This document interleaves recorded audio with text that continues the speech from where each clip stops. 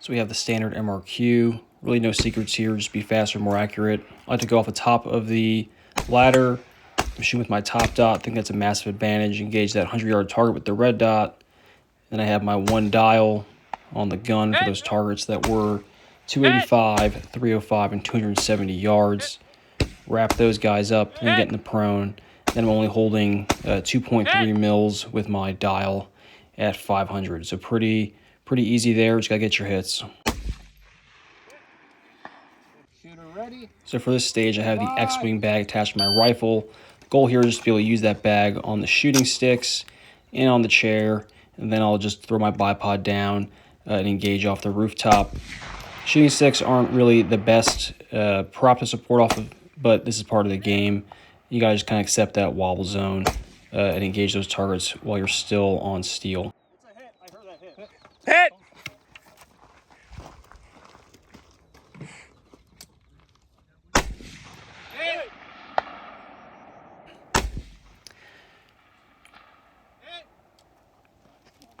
Moving on, plenty of time to deploy that bipod. You see in the inset the pig target there. You know, it's hanging off that strap, so it is pretty reactive when you engage it, so pretty easy to call the hits there.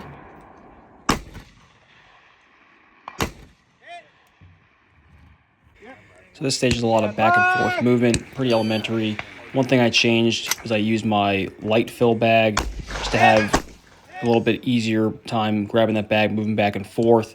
And we'll see I'm adjusting the bag's position based off of what I'm shooting off of. So I'm going tips down off of both the tank trap and the table, and then I might rotate it over when I get over to the tire. So a little hiccup there, off the wrong barricade, no big deal. We see I'm shooting now off the side of the bag to kind of get enough elevation there, clear my magazine, and be in a good position. Part of this stage I think is important. You know, muzzle discipline, keep your weapon down range. Don't be that guy that's flagging people out of gas gun match. That's pretty egregious. These targets are only at 200 yards, so really just got to add half a mil and get those hits.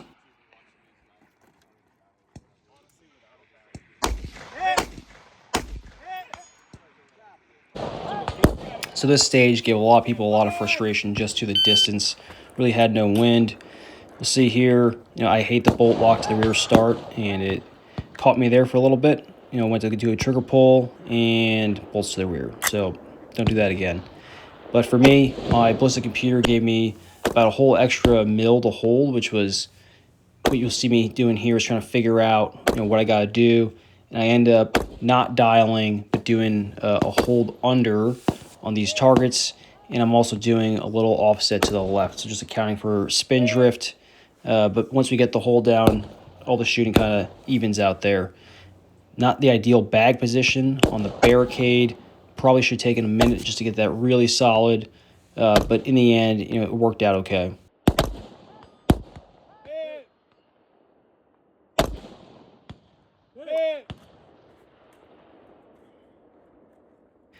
And now we see once I got that hold figured out, no problem, no big deal. Also note with that 20 round magazine here just to clear the ground and make it a little bit easier. So I kept this in just to show you guys, you know, I think it's important, you know, keep the match moving, clear your rifle, retain your round, grab your stuff and get off the stage. You know, a lot of guys want to kind of like talk about it, bask in the glory, whatever it is. But keep the match moving, keep everyone shooting, and don't waste the day in transitions between stages. 2630. In the inset, we'll see the targets, Fox and Golf, left and right. So not too wide of a transition. They're about the same distance. So really this is a very fundamentals heavy stage.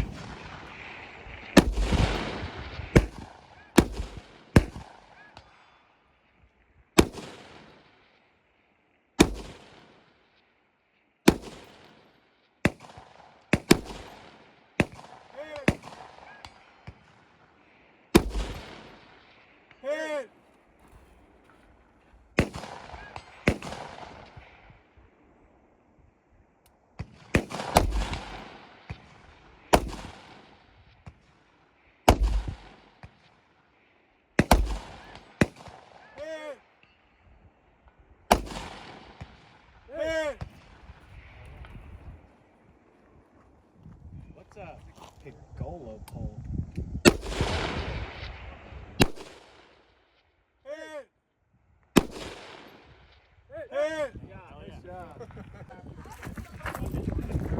So we'll see I engage off the second position from the top.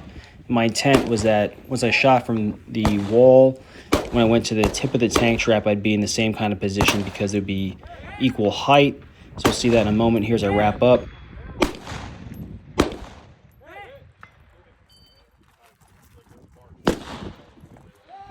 Here I am on the tip of the tank trap.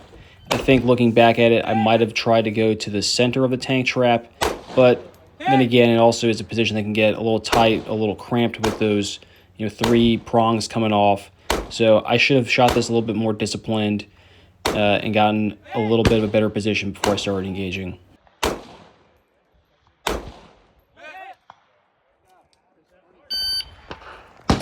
For this stage, I chose the pint-sized game changer with the light fill. My intent was to kind of have a bag that was better balanced off of the barricade. I don't think a larger bag would have really made a significant difference, but I decided to use this bag, and I think it worked out okay. You'll see I use kind of 3 positions that are all very similar in height. So instead of going straight down, I went to the left there. I'm trying to keep my position consistent rather than avoid moving horizontally and just move vertically. This is also a great example of a stage where with a flat shooting gun, you can do a single dial that works out well. So for these targets, I have 1.9, 2.22, and then again 1.9 mils to hold. So for me, I just dialed 2, and I was a little bit under on the first and a little bit over. So when I say a little bit, like 0.1 or 0.2 mils was the most I was holding, up or down, and that's really within the margins of the shooter and the target size typically for QP. For this stage, I sought to reduce transition time by not using a bipod off the table. So I just used my large game changer bag, put it vertical to get the elevation that I wanted, and then I had no bag on the strap.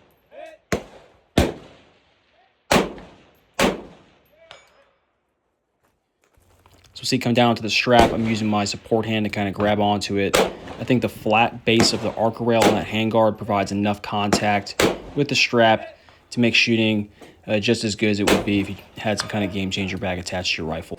Yep. Stand by. Some shooters were discussing this position as being too low. I think that their intent was to try and use the bottom block of those concrete blocks. But again, you see I take that shooting bag, that game changer bag, and I put it vertical. So I'm in a more conventional double knee position, and I can shoot just fine from that. Again, these targets are at the same distance, so it's pretty easy, one dial.